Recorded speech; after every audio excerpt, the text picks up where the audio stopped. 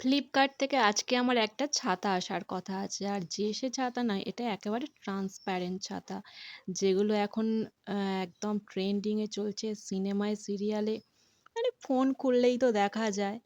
তো আমিও ভেবেছিলাম সেইরকম একটা ট্রান্সপারেন্ট ছাতা নেবো। তো অর্ডারও করেছিলাম। ছাতাটা এসেও গেল আজ।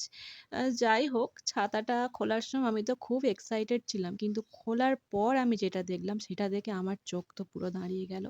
এই দেখো, কি বাজে জঘন্য! পুরো শিকগুলো পুরো বেঁকে রয়েছে ছাতাটা। আর ছাতাটা অনেক চেষ্টার পরেও আমি ছাতাটা কিছুতেই খুলতে পারছিলাম না। ছাতার লকটাও পুরো খারাপ। তো কি করব, অগত্যা ঠিক করলাম যে না, কিছুতেই যখন কিছু হচ্ছে না তখন এটা ফেরত দেওয়াটাই ভালো। তাই ফেরত দেওয়ার ডিসিশন নিলাম আর সঙ্গে সঙ্গে ফ্লিপকার্টে গিয়ে রিটার্ন মেরে দিলাম। রিটার্ন করার পর ভাবলাম চলো আর দেরি না করে এটাকে প্যাক করে রেখে দিই।